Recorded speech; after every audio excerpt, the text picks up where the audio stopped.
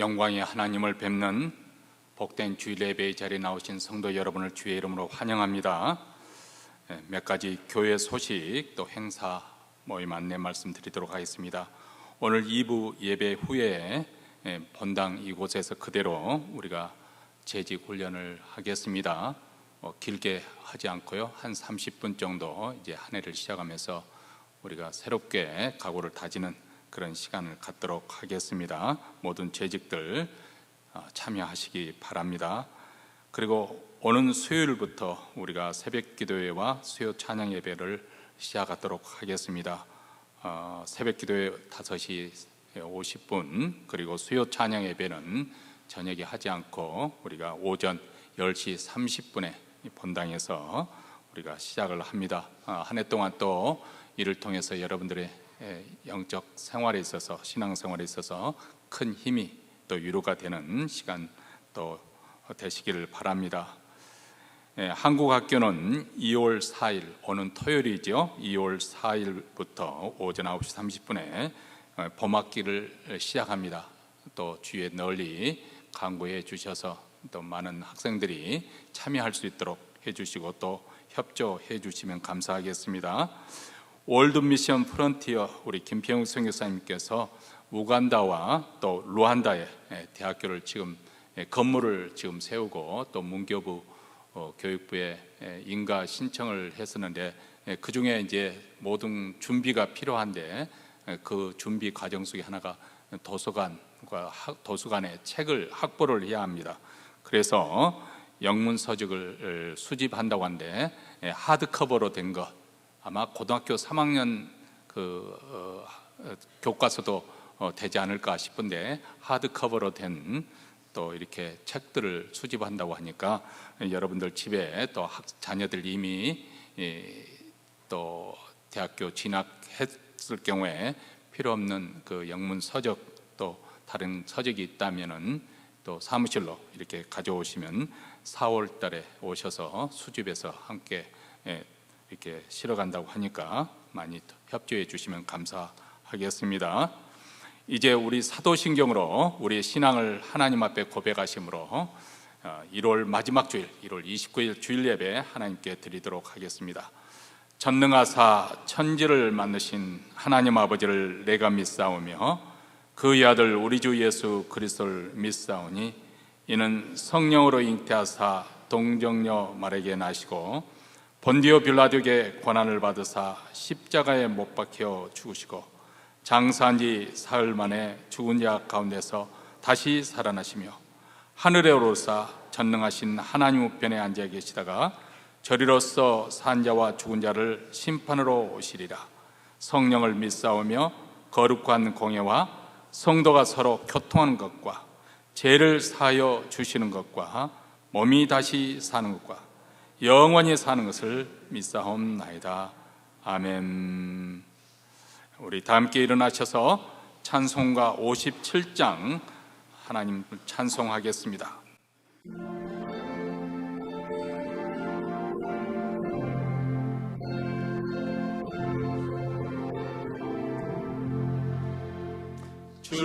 즐겁게 한 시간 날 반갑고 좋은 날 내 마음을 편케 하니 즐겁고 기쁜 날 이 날에 전하 맘이 가보자 앞에서 참되신 삼위일체 거룩하 부르네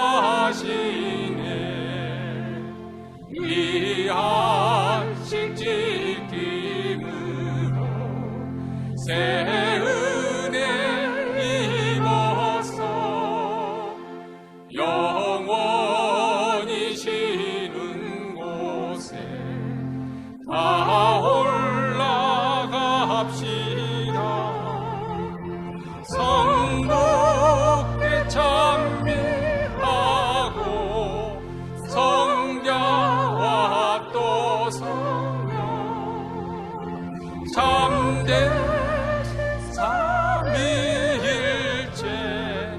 찬송할지어다.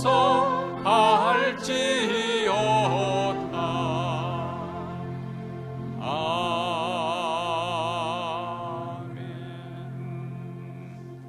이 시간에 우리 마음을 앞에서 하나님 앞에 부르짖어 기도할 때 먼저 오늘 예배 가운데 우리 모두 다 하나님을 경험하는, 하나님을 만난 흔적을 안고 집으로 돌아갈 수 있도록 주의 영광을 나타내 주시옵소서. 주의 영광에 사로잡히고 그 기이한 빛에 압도되는 축복된 예배가 우리 교회뿐만 아니라 몬테네는 모든 교회, 특별히 우리 한인교회 주일 예배에 우리 하나님의 영광이 나타나기를 위해서 기도하십시다. 두 번째로는 우리 자신과 우리 자손들이 살게 될 이 미국 땅을 위해서 기도하십시다. 특별히 또 국가 유정자들을 위해서 저들로 하여금 신앙의 양심과 또 지혜 가운데 이 국가 위기 또 어려운 문제를 잘 해결해가는 한 해가 되고, 무엇보다도 저희들로 하여금 진리 가운데 공의로 행할 수 있도록 위해서 기도하십시다. 또 교회를 위해서 기도하십시다. 교회 영적 지도자들을 위해서 우리 하나님 저들에게 각성하는 마음을 주시고 또 열심을 주시고 또 하나님의 진리로, 그 진리로 이 국가에 또 양심이 되게 하시고 또 소망이 되게 하옵소서.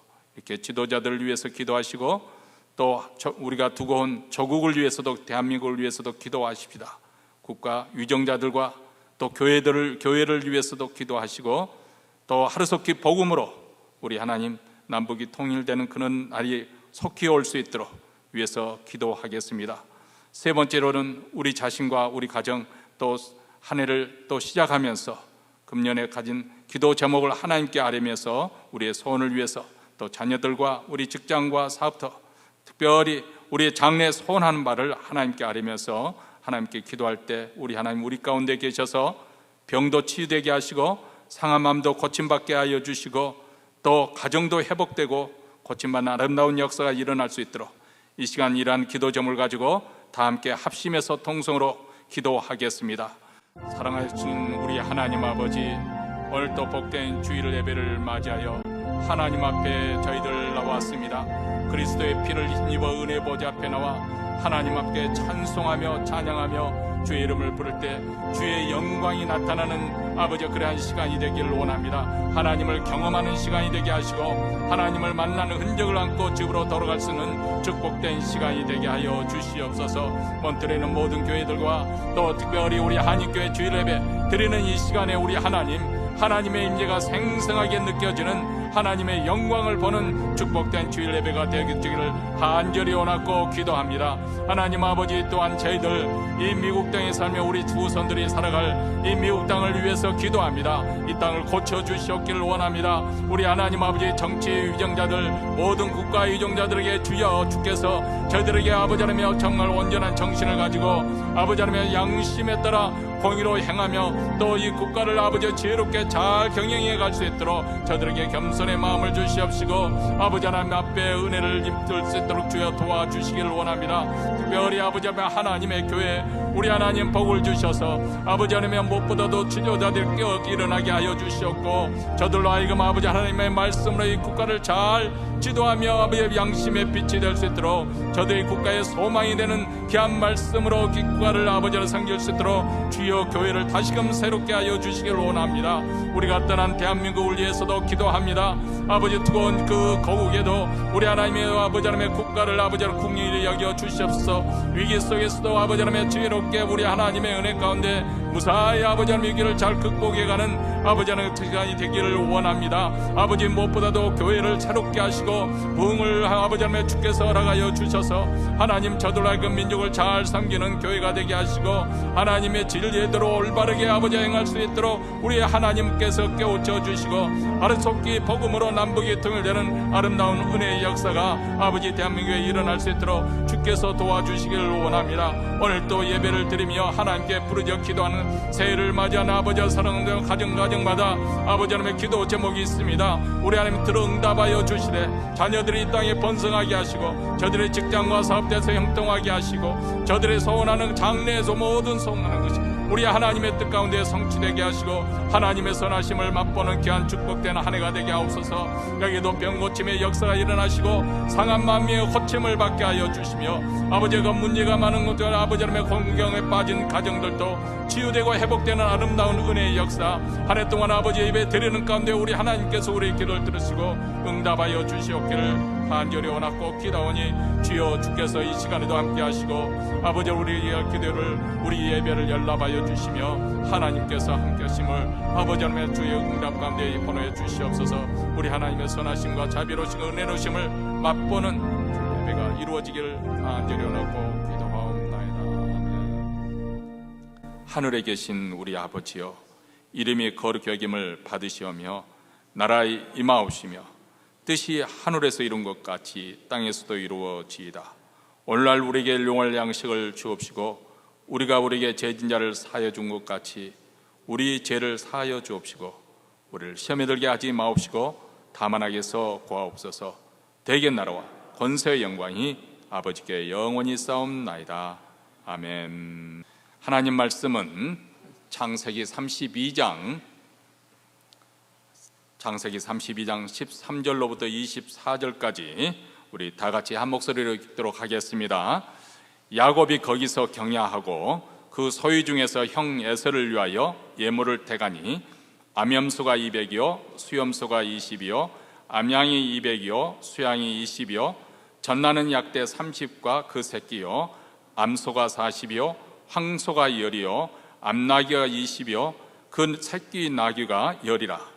그것을 각각 때로 나누어 종들의 손에 맡기고 그 종들에게 이르되 나보다 먼저 건너가서 각대로 상그가 뜨게 하라 하고 그가 또 앞선 자에게 부탁하여 가로되 내 형 에서가 너를 만나 묻기를 내가 네 사람이며 어디로 가느냐 내 앞의 것은 네 것이냐 하거든 대답하기를 주의 종 야곱의 것이요 자기 주 에서에게로 보내는 예물이오며 야곱도 우리 뒤에 있나이다 하라 하고 그 둘째와 셋째와 각대를 따라가는 자들에게 부탁하여 가로되 너희도 에서를 만나거든 곧 이같이 그에게 구하고 또 너희는 말하기를 주의 종 야곱이 우리 뒤에 있다 하라 하니 이는 야곱의 생각에 내가 내 앞에 보내는 예물로 형의 감정을 푼 후에 대면하면 형이 혹시 나를 받으리라 함이었더라.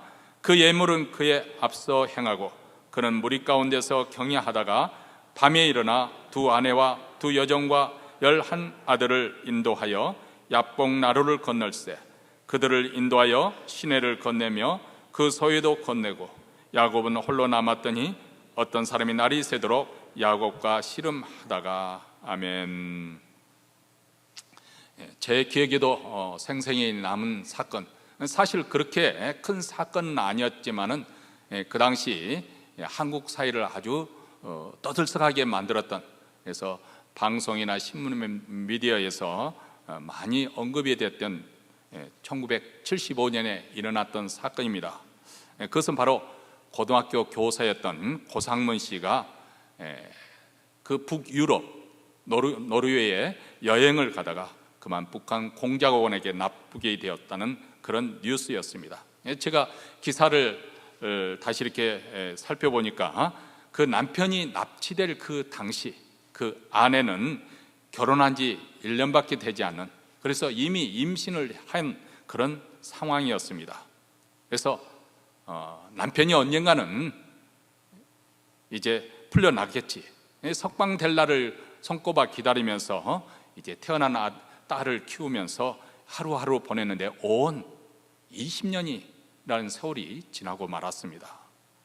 근데 어느 날 북한의 한 소식통에 의해서 그 남편 소식을 듣게 되었습니다. 그것은 바로 자신의 남편이 북한에서 여자를 만나서 결혼해서 아들, 딸을 낳고 잘 살고 있다는 그런 소식이었습니다. 그리고 그 아내는 사랑하는 남편에게 버림받았다는 그 충격, 그리고 홀로 남겨졌다는 이 애로움에 못 견뎌 아주 극심한 우울증에 시달리다가 결국은 아주 극단적인 선택을 하고 말았다는 아주 비극적인, 그리고 아주 극단적인 또 슬픈 이야기입니다. 이 스토리는 홀로 남겨진다는 이 애로움이 얼마나 우리를 슬프게 하고 두렵게 하는 일을 아주 극명하게 보여주는 그런 사건이었던 것 같습니다. 사실 우리 이민자의 삶은 어떻게 보면 예롭습니다. 저도 그렇고 여러분들도 그렇고 보통 평균 한국 사람들보다는 좀 독한 사람들이 미국에 왔어요. 독하지 않고서야 어떻게 자기 고향 땅을, 자기 고국을 떠나 미국에서 살 생각을 하겠습니까? 그래서 친척 또 친구들을 다 떠나 왔기 때문에 참 애로운 삶이지요. 물론 어느 가족은 가족 수가 많아서 한때는 북적북적 거리면서 그렇게 살았을 것입니다. 그런데 자녀들도 장성해서 다 뿔뿔이 헤어진 다음 아주 집안에 적막감이 감돕니다. 더군다나 이제 나이가 들어가면서 연로하게 돼서 이곳저곳에서 탈이 생겨서 병원을 들락거리기 시작할 때 아주 애로움이 더 짙게 찾아옵니다. 병석에 누워보십시오. 정말 그때는 아주 진한 애로움에 몸부림을 치게 될 것입니다. 그러다가 배우자가 세상을 훌쩍 떠나게 된다면 슬픔도 슬픔이었지만 그 후에 남겨진 삶에 정말 애로움과 싸워야 되는 그 기나긴 세월, 우리 홍 장로님이 정말 우리 권사님이 아프시고 병석에 누워 계셨지만은 그래도 부인 되시는 홍 권사님이 계실 때는 집안이 꽉 차 있은 그런 느낌이 있었는데 그 권사님이 떠나보니까 집안이 헝하고 비어서 정말 텅 빈 집 같다. 얼마나 예로운 상황입니까? 근데 돌이켜보면 사실 우리 인생에는 중요한 순간 보면 언제나 홀로였다는 사실을 우리는 깨닫게 됩니다.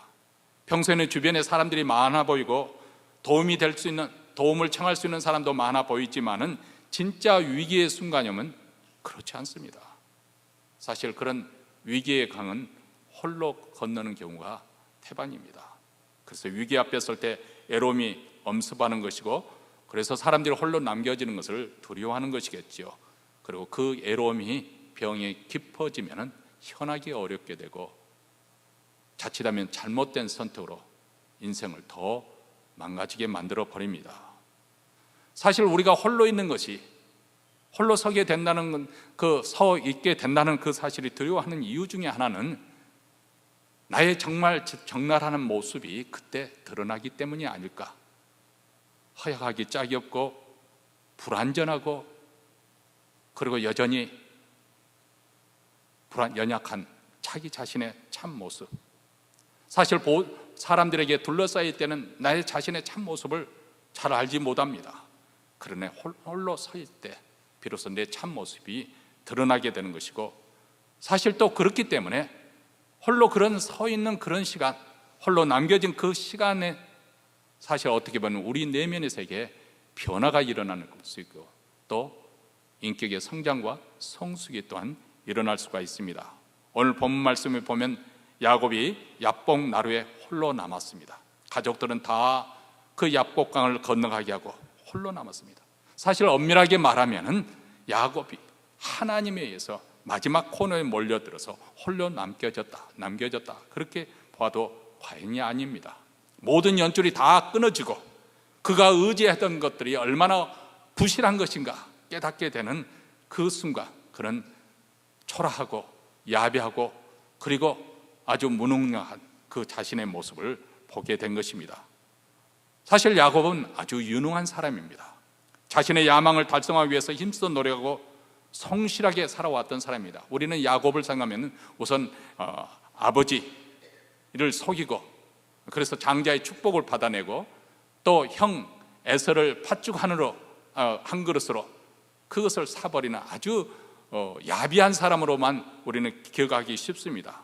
그런데 그가 하란 땅으로 도망가서 그가 일을 했던 그 보면 아주 직장인으로 하면 최상급의 직장 생활을 했습니다. 최선을 다해서 주인의 마음에 들 정도로 그런 흡족할 만큼 아주 지극히 성실한 사람이었습니다. 그러니까 이런 사람은 말 그대로 성공 안 하려 수가 없는 그런 사람이죠.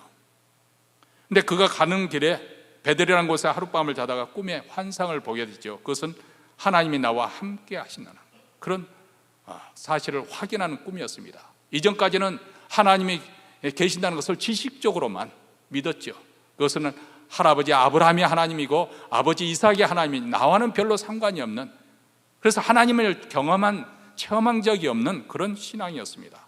그런데 그 베들레헴에서 하룻밤 돌베개를 자다 꿈을 꾼 그 사건을 인해서, 그가 어떤 그 환상으로 인해서 살아계신 그 하나님이, 아브라함의 하나님, 이삭의 하나님이 나와도 함께 하시는구나, 그분이 나의 하나님이시구나, 이것을 확신을 갖게 했고, 어떻게 보면 야곱의 삶에서 하나의 터닝포인트, 그런 새롭게 거듭나는 사건과 같았습니다. 그렇다면 그것으로 야곱이 변화된 삶을 살았을까요? 네, 그렇지 않았습니다.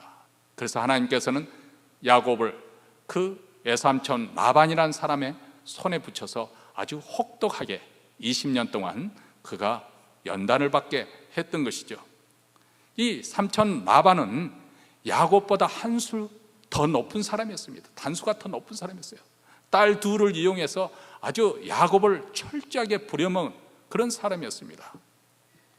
야곱은 라반의 양떼와 염소떼를 위해서 낮에는 더위와 싸워 했고 밤에는 추위와 싸우면서, 그러면서 혹시라도 양떼 도둑질하지 못하도록 눈붙일 겨를 없이 20년이라는 세월을 그렇게 보냈습니다. 그런데 이렇게 수고한 야곱이었지만은 이 라반은 야비하게도 이 야곱과의 그 계약을 10번이나 변경을 했다. 그렇게 야곱이 나중에 라반에게 항의를 하지 않습니까? 다시 말하면 그전에는 속이는 자였는데 이제는 자기 자신이 속는 자가 된죠. 이제는 당하는 자의 입장에서 비로소 다른 사람의 입장을, 처지를 이해하기 시작했을 것입니다. 어쨌든 이런 가운데서 하나님께서 다행히도 개입해 주셔서 야곱도 큰 재산을 모으고 이제 고향길을 향하여 갑니다. 그런데 그 이후에 야곱의 삶을 볼 것 같으면 여전히 그에게는 아직도 더 변화되어야 될, 다듬어지지 않는, 아직도 거친 부분이 많이 있는 그의 성품에 아직 하나님을 온전히 믿지 못하는 그런 신앙생활이었다는 것을 알 수가 있습니다. 즉 우리처럼 구원은 받았지만은 아직 변화되지 않는 그런 모습으로, 지식적으로는 말로는 하나님을 잘 믿는 것 같지만 실상은 신앙생활과는 거리가 먼 그런 삶, 그런 모습으로 야곱이 살아갔던 것이죠. 그래서 하나님을 믿는 믿음 대신에 자신의 힘과 능력, 지혜와 경험을 더 의지하며 살았습니다. 그래서 하나님께서는 야곱으로 하여금 막다른 골목에 홀로 남겨지도록 그렇게 몰아붙이신 것이죠. 왜냐하면 홀로 남았을 때 비로소 자기 자신의 정직하게 대면할 수 있기 때문에 그렇습니다. 그리고 그때야말로 정말 가난한 마음 가운데 하나님을 만날 수 있는 기회입니다. 우리는 보통 때는 하나님과는 별로 상관하지 않고 자기 멋대로 살지요. 하나님 말씀과는 별로 그렇게 귀를 기울이지 않습니다. 그런데 홀로 남았을 때, 홀로 남겨졌을 때 비로소 우리는 하나님을 찾게 되고 하나님께 주의를 집중하게 됩니다. 그 말씀에 경청하게 됩니다. 그래서 야곱 나루는 야곱의 인생에서 또 하나의 인생 터닝 포인트라고 우리가 볼 수가 있을 것입니다. 사실 우리 모두 다 살다 보면 홀로 남겨졌을 때, 그때 우리에게 그 시간이 우리에게는 뼈저린 애로움으로 몸부림을 치는, 그래서 자칫하면 그 애로움에 허우적거리다가 잘못된 선택을 하는 그런 상황이 될 수도 있습니다. 어떤 사람들은 알코올에 많이 의존을 하게 되고 또 도박을 하려 이로저로 방황하는 그런 삶을 살 수가 있습니다. 그러나 똑같은 그런 홀로 남겨진 애로운 상황이지만 그 시간이 바로 내적인 성숙을 가져올 수 있는, 그 고독한 순간에도 쉽게 흔들리지 않고 오히려 하나님 앞에 자기 자신을 견고하게 세울 수 있는 아주 중요한 순간이 될 수 있는 것이죠. 그리고 그런 연단 후에 마지막 인생의 최후 시련, 죽음 앞에서 우리는 흔들리지 않고 하나님을 대면할 준비를 갖추는 줄 믿습니다. 그렇습니다. 바로 그 순간이야말로 하나님 앞에 내 자신을 성찰해 볼 수 있는 그러한 시간이고, 자신의 신앙과 인격을 새롭게 다듬는 그런 계기로 삼을 수가 있는 것이죠.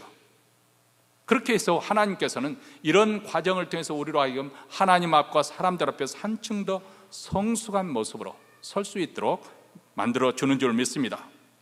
하나님의 지시에 따라 드디어 야곱이 이제 고향으로 돌아가지요. 근데 고향에 돌아갈수록 야곱의 마음을 짓누르는 것이었습니다. 그것은 까맣게 잊고 살았던, 아니 잊었다고 생각했던 형 에서와의 그러한 불화 관계였습니다.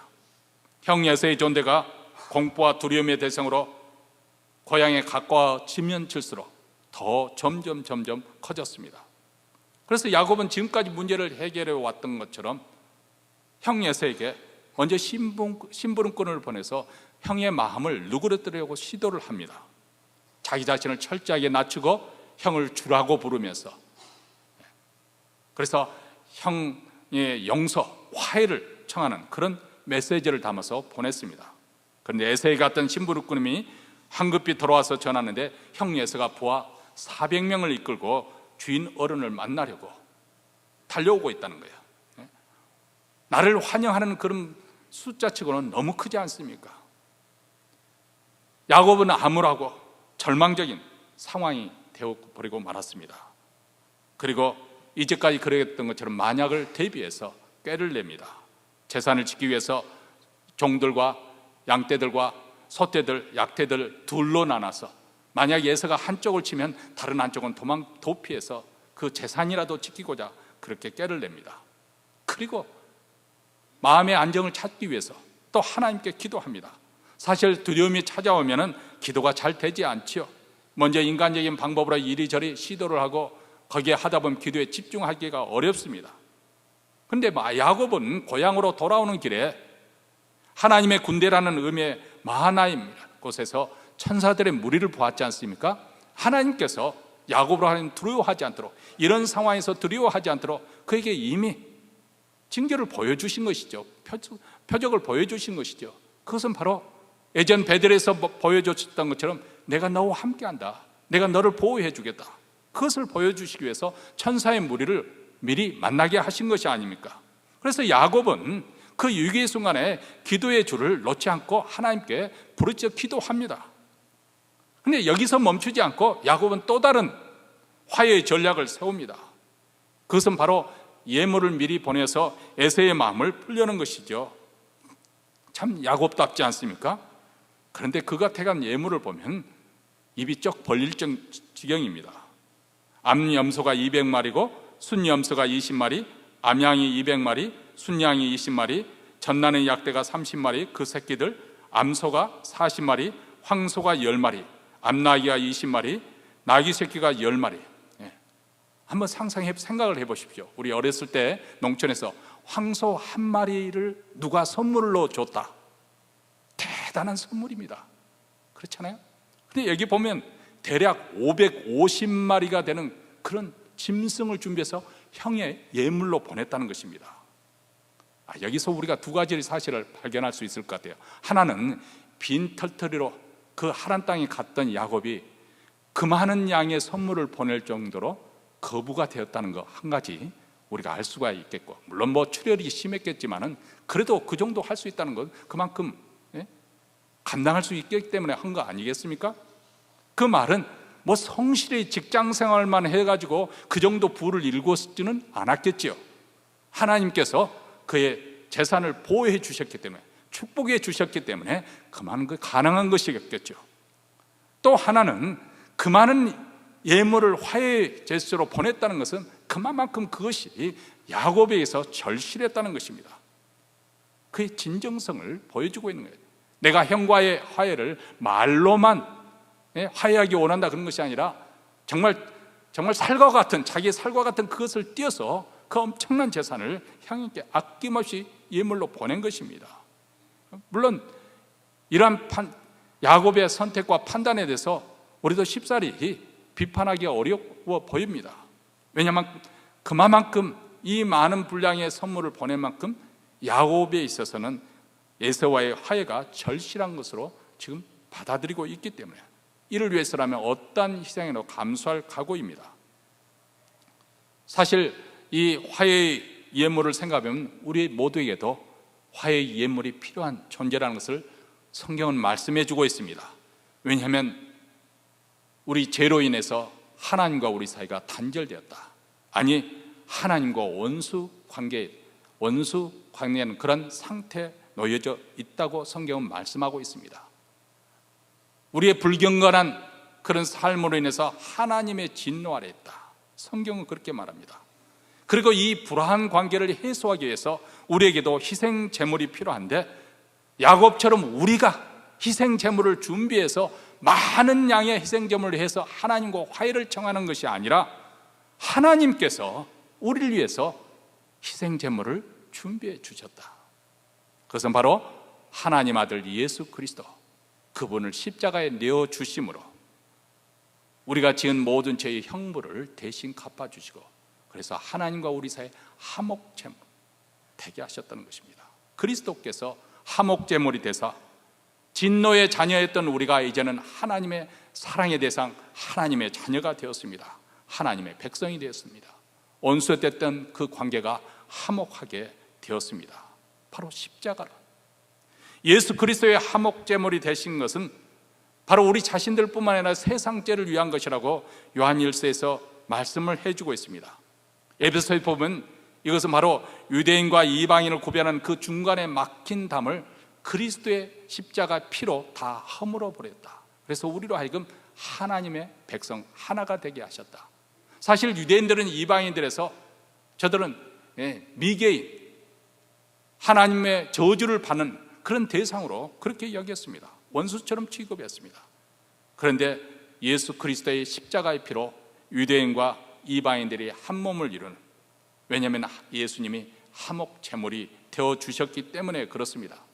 그리고 고린도 5서에 보면 이것을 한 걸음 더 나가서 이런 놀라운 축복을 받은 우리가 이 세상에 살아갈 때 우리로 하여금 화해하는, 이 세상을 하나님과 화해케 하는 그런 그리스도의 앰베서더, 대사로 우리가 부르심을 받았다고 고린도후서 5장 18절과 20절에서 말합니다. 아니, 예수님께서도 우리에게 이렇게 말씀하셨습니다. 화평케 하는 자는 복이 있나니 저희가 하나님의 아들이라 일컬음을 받을 것이요.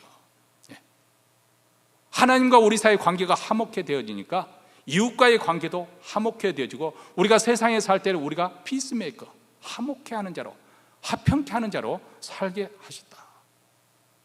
사실 이 화목케 하는 직책은 대접을 받는 자리가 아니죠. 예수님께서 자기 자신을 희생했던 것처럼 우리에게도 희생제물이 되기를 원하시는 것이죠. 그것은 무엇입니까? 자기 자신을 부인하고 자기 십자를 지고 가는 거예요. 사람들은 다 대접받기를 원하고 자기가 행사하기를 원하고 자기 권리 주장하기를 원하지만, 이런 가운데서 우리가 섬기는 삶을 통해서 화목케 하는 그런 일을 우리에게 부탁하셨다는 것입니다. 자, 야곱은 화해의 예물을 잘 준비합니다. 그런데 여기도 보면 야곱의 꾀가 나타나죠. 그것을 한꺼번에 쫙 보내서 그냥 자기 위세를 이렇게 보여주는 것이 아니라 1차, 2차, 3차에 걸쳐서 그렇게 예물을 나누어서 보내는 것을 볼 수 있습니다. 왜냐하면 사람이란 것이 오랫동안 쌓인 그 묵은 감정이 하루 한 번에 훼손되는 것은 아니거든요. 처음 선물을 받아서도 이것 봐라, 피하려고 별 꼼수를 다 쓰네. 그런데 또 선물이 또 들어오는 거예요. 이거 왜 이러지? 그렇다고 내가 용서해 줄 줄 아나? 근데 세 번째 들어오면은 이게 야곱이 정말 용서를 구하려고, 나와 화해를 하려고 이러는구나. 몇 차에 걸쳐 그 마음을 누그러뜨리려고. 그리고 난 다음에 에서를 만나고자. 참 야곱답지 않습니까? 그런데 이렇게 다 야곱이 할 수 있는 꾀를 다 이렇게 부려서 다 일을 처리하고 난다. 그날 밤에 두 아내와 두 여종과 11 아들 함께 모든 재산을 다 야복강을 건너가게 한 후에 그만이 야복나루에 남았었다. 다시 말하면 아직도 그 마음속에 해결되지 않은 그것이 있는 것이죠.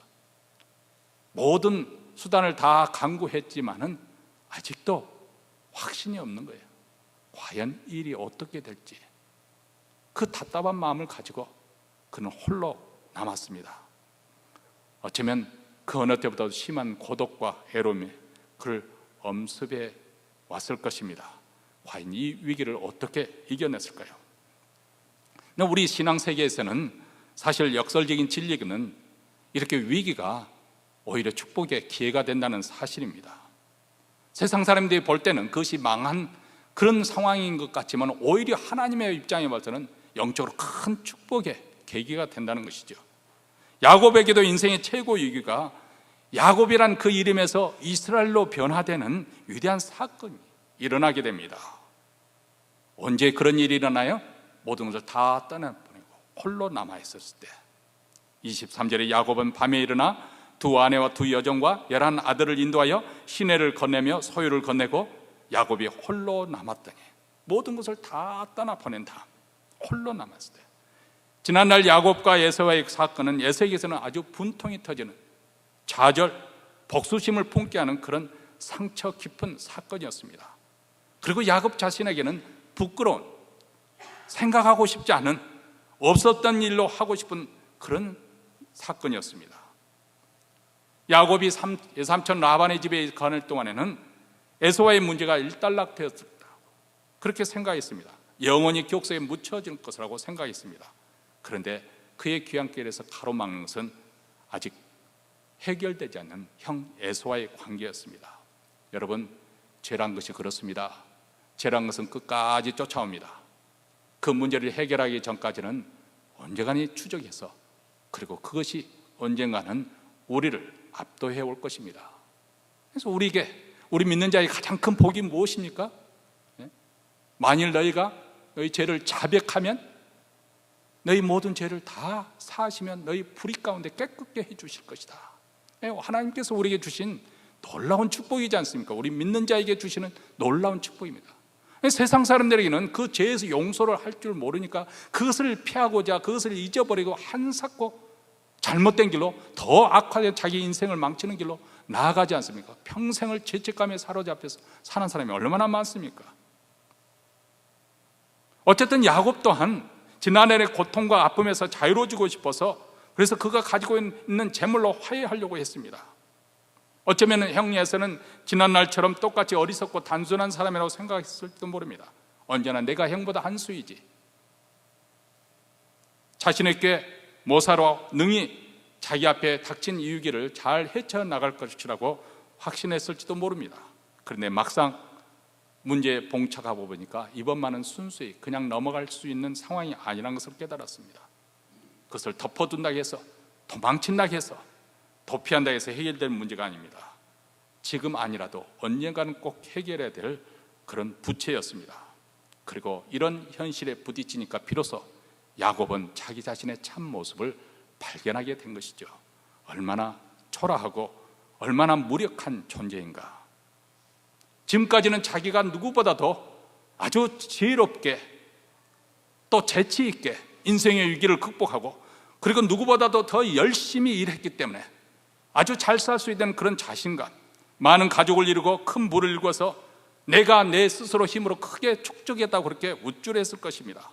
그런데 막상 에서와의 만남을 앞두고 보니까 만약 에서가 공격하였다면 속수무책으로 공격당할 수밖에 없는, 일방적으로 무너질 수밖에 없는, 한없이 자기 자신이 무력하다는 사실을 깨닫게 된 것이죠. 여러분, 우리가 인생을 살다 보면 야곱처럼 홀로 남겨질, 어쩌면 그 시간이 가장 참담한 시간이 될 수도 있을 것입니다. 그리고 사람들은 그렇게 홀로 남겨질 때 고통스러운 이유가 있습니다. 그 이유는 바로 비로소 그때 자신이 쓰고 다녔던 가면이 벗겨지고 그 가면 뒤에 숨겨진 진실이 드러나기 때문에 그렇습니다. 내가 세상에서 이렇게 쌓아놨던 그것이 마치 나 자신인 양 그렇게 그것을 가지고 위세하며 행사하며 살았는데, 막상 위기를 만나고 보니까 그 어떤 것이 나의 안녕과 행복을 지켜줄 수 없다는 것이 폭로가 된 거예요. 그리고 나는 하나님 앞에서 한없이 초라한 죄인의 모습, 그리고 야비하고 비굴한 모습, 그런 내 자신의 흉하고 일그러진 모습을 보기 때문에 그렇습니다. 사람들은 그런 모습을 보지 않으려고 하고, 그래서 그런 홀로 처해지는 그런 애로운 순간을 사람들은 예면합니다. 자신의 진짜 모습이 아니라고 부정하려고 합니다. 그래서 그렇게 홀로 자기 자신의 참 모습을 대면하는 것을 사람들은 두려워하는 것이죠. 어쩌면 우리가 그렇게 자신의 참 모습을 인정하지 않냐고 회피해 왔기 때문에 우리는 그동안 아파할지도 몰랐고, 그리고 우려할 때 울 줄도 몰랐던 것이 아닐까 생각이 되어집니다. 또 그렇기 때문에 변화라는 그런 값진 선물도 없었던 것이 아닌가. 자, 우리가 할 수 있는 최선의 것은 정말 말대로 그대로 가급적이면 그런 것이 표면에 드러나지 않도록, 내가 세상에서 쌓았던 그런 업적으로 성취했던 것으로 덕지덕지 발라보려고 하고, 심지어는 신앙생활 그것으로 나를 좋게 고상하게 포장해 보려고 애썼지만은, 그래서 그런 모습 속에서 속으로는 울고 있음에도 불구하고 사람들 앞에서는 웃어야 했던 그런 내 자신, 내면에서는 상처로 피를 흘림에도 불구하고 아무 일 없는 것처럼 살아야 하는 그것이 바로 병든 영혼의 모습이 아니겠습니까? 그리고 치유되고 회복되어야 될 영혼의 모습이 아니겠습니까? 근데 그렇게 되려면 우리가 직시를 해야 되는 것이겠죠. 야곱도 모든 것을 다 떠나 보였는데, 그것이 나의 안녕과 행복을 지켜줄 것이라고, 나의 노후삶을 지켜줄 것이라고 생각했던 그 모든 것을 다, 그 든든한 방패막이 되어줄 것을 다 떠나보낸 후에 비로소 자기 자신의 참 모습을 들여다보게 되었습니다. 출세와 성공의 거품을 다 걷어낸 다음 자신의 참 모습을 보게 된 것이죠. 그렇기 때문에 우리는 홀로 있는 시간이, 홀로 남겨진 시간이 오히려 축복이 될 수가 있습니다. 왜냐하면 그때야말로 우리 마음이 가난해지고 가난한 마음에 하나님을 만날 수 있기 때문에 그렇습니다. 여러분은 어떻습니까? 홀로 하나님 앞에 시간을 보낸 적이 있습니까? 하나님 앞에 내 자신의 참 모습을 정직하게 들여다본 적이 있습니까? 캄캄한 흑암 속에서 불안하고 공포로 벌벌 떨고 있는 초라한 인생, 수치와 죄책감에 사로잡히는 불쌍한 영혼을 발견하셨습니까? 그런데 이것을 우리가 하나님 앞에 끌어내야, 드러내야 할 때 우리 내면 세계가 치유가 되고 또 변화가 일어나고, 야곱 또한 변화가 이렇게 해서 시작되는 것이죠. 홀로 있는 시간이 축복입니다. 어쩌면 이 땅에 사는 동안에 홀로 남겨져서 하나님과 대면하지 못한다고 한다면, 그 사람에서 최초의 하나님과 대면한 시간은 하나님의 심판의 때가 서게 되는 그 시간일 것입니다. 그때는 정말 실로 두렵고 떨리는 시간이 될 것입니다. 왜냐하면 그때는 감추인 모든 것이 다 드러나게 되는 시간이기 때문에, 모든 만물이 벌거벗은 듯이 하나님 앞에 다 드러나기 때문에 그렇습니다. 그 전에 우리는 참빛으로 오신 예수님 앞에 그 전에 나와야 됩니다. 예수님은 이 세상에 참빛으로 오셨습니다. 여러분, 빛이라는 것은 드러내는 속성이 있어요. 어둠 속에 감춰있던 것이 다 드러납니다. 그래서 세상은 예수님을 미워하죠. 왜냐하면 세상은 어둠에 속해 있고 어둠을 더 좋아하기 때문에 그렇습니다. 요한복음의 3장 19절과 20절에서 이렇게 말씀합니다. 그 정죄는 이것이니, 세상 사람들이 잘못한 그 죄가 무엇이냐? 곧 빛이 세상에 왔을 때, 예수님이 세상에 왔을 때 사람들이 자기 행위가 악함으로 빛보다 어둠을 더 사랑한 것이니라. 악을 행하는 자마다 빛을 미워하여 빛으로 오지 아니하나니 이는 그 행위가 드러날까 하며. 사람들이 왜 정죄를 받았느냐? 무엇으로 정죄를? 예수를 믿지 않는 거예요. 왜 예수를 믿지 않는 것이 죄인가?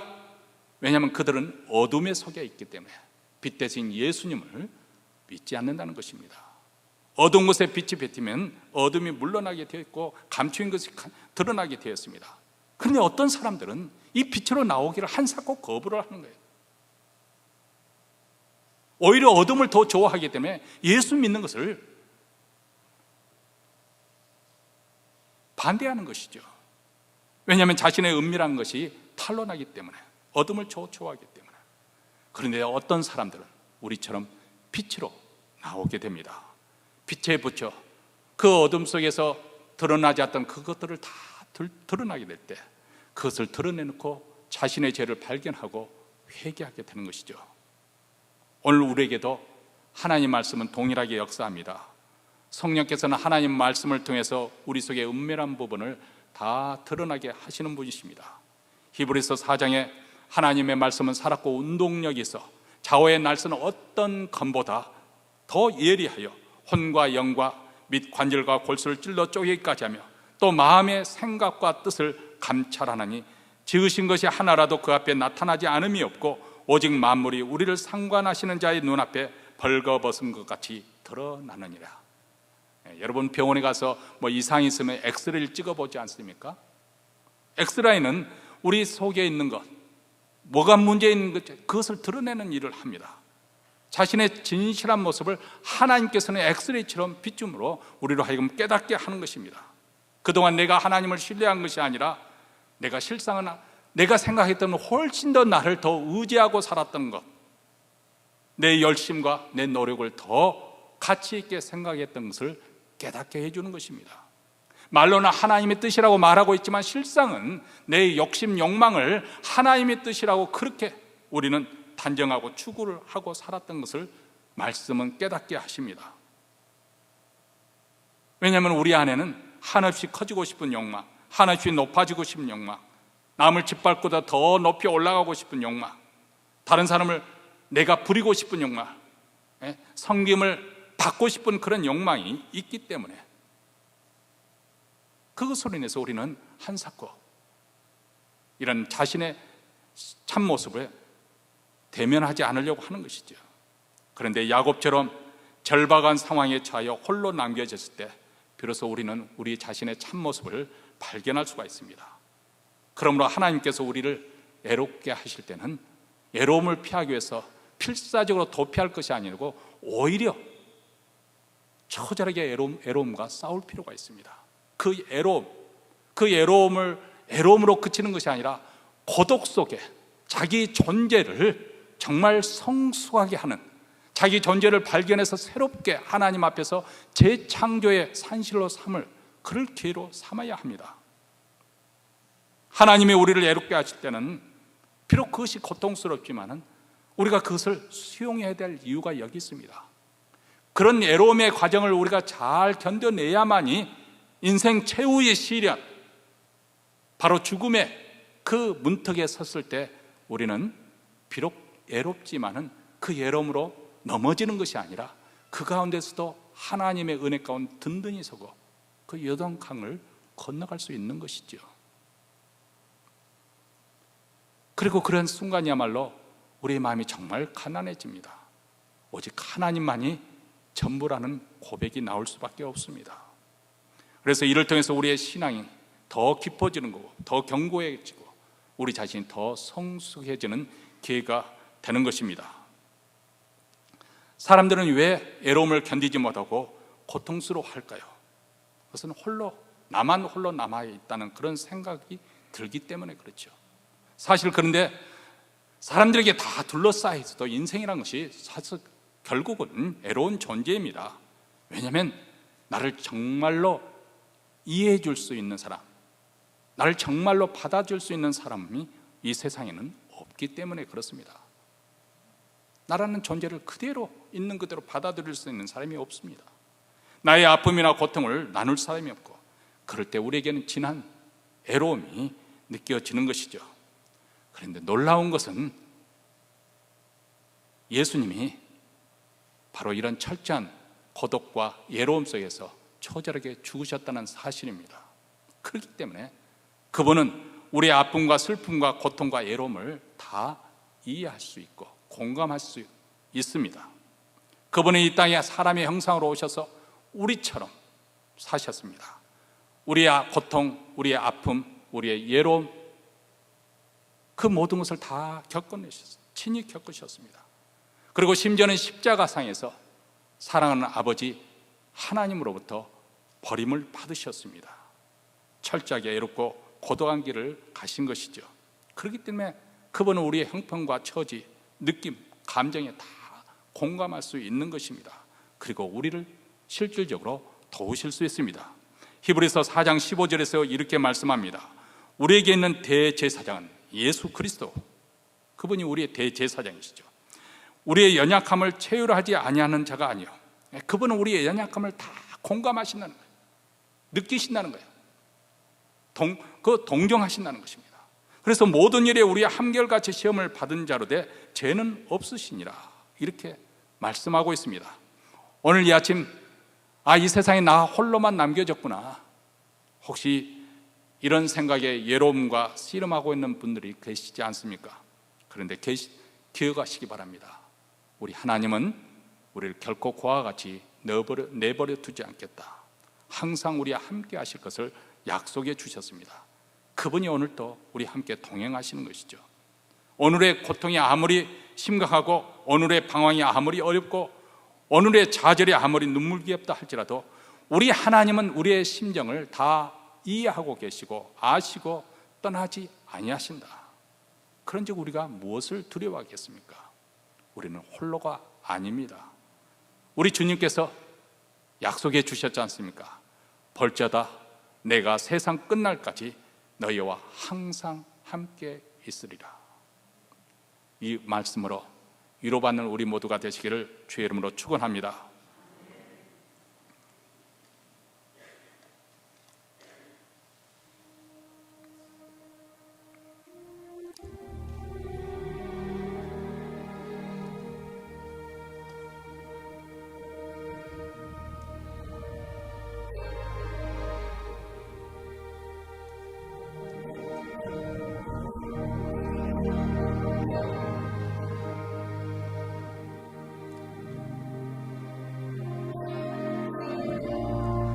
사랑하는 성도 여러분,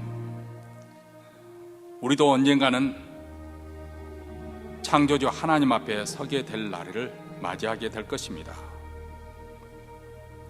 그날이 두렵고 떨리는, 견딜 수 없는 그런 시간이 될 것인가, 아니면 그렇게 무섭고 두려운 순간이지만은 그래도 하나님의 은혜를 힘입어서 그 심판의 날을 무사히 통과할 것인가. 그것은 전적으로 오늘 바로 이 시간 우리와 똑같이 버려짐을 당하시고 온갖 고초를 겪으신 예수 그리스도, 그래서 버림받은 자들의 구원자가 되시기 위해서 친히 고통을 당하신 그분을 나의 주로 믿느냐, 여기에 달려 있습니다. 그리고 매일매일 그분의 도우심 속에서 가난한 마음으로 자기 자신을 돌아보며 하나님을 의지하는 신앙을 굳게 하는 삶에 달려 있습니다. 내일이 아니라 오늘 결심하십시다. 주여, 비록 내가 홀로 남겨졌지만은 이 홀로 남겨지는 이 시간에 그 외로움 때문에 잘못된 선택을 하고 잘못된 결정으로 내 자신을 맡기지 않기를 원합니다. 오히려 하나님 앞에 내 자신을 드러내고 나의 추한 모습, 어리석은 모습, 비열한 모습 다 드러내고 치유받기를 원합니다. 상처받은 그 모습 고침받기 원합니다.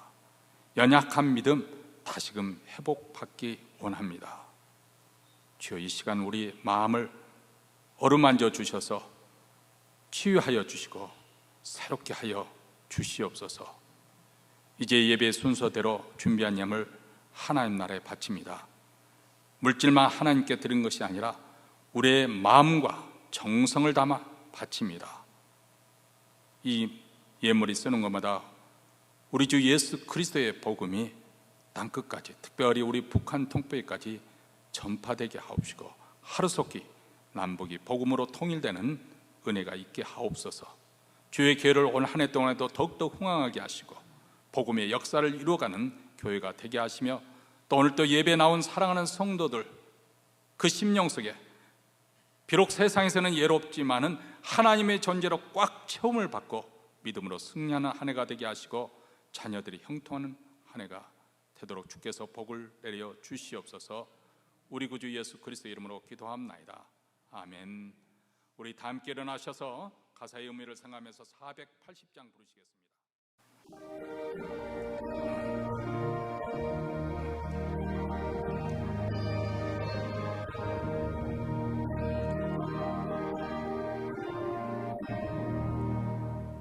기도하는 이 시간 주께 무릎 꿇고 우리 구세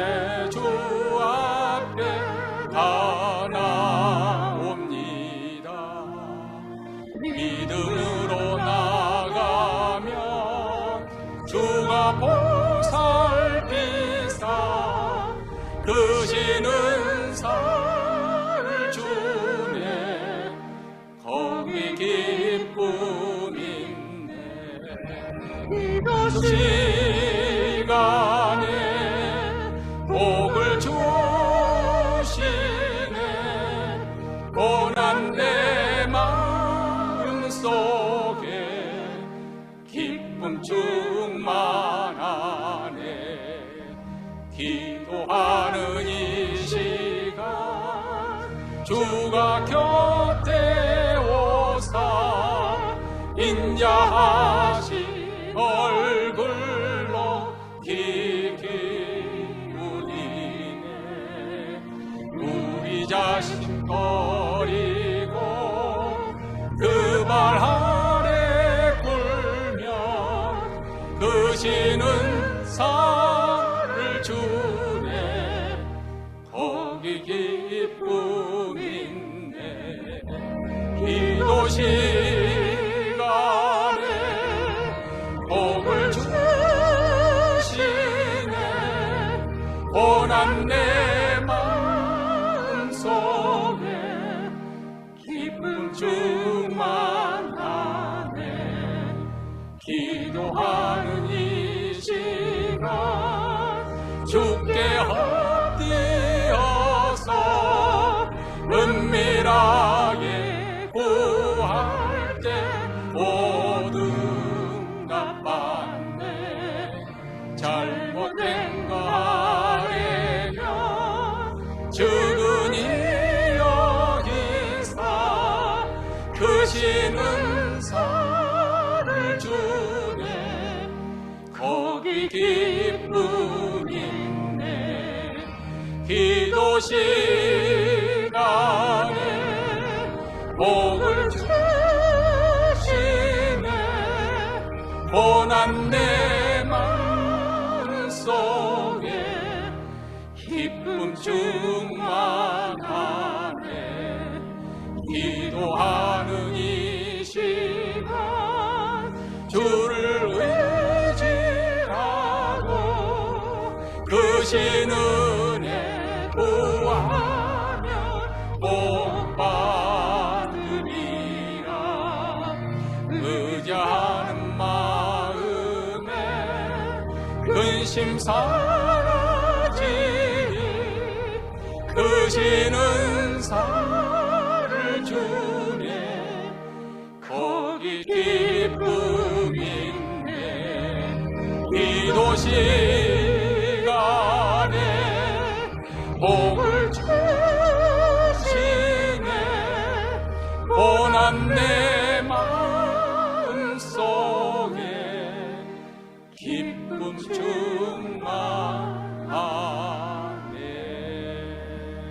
충만하네. 이제는 우리 구주 예수 그리스도의 은혜와 하나님 아버지의 무한하신 사랑과 성령의 교통하심이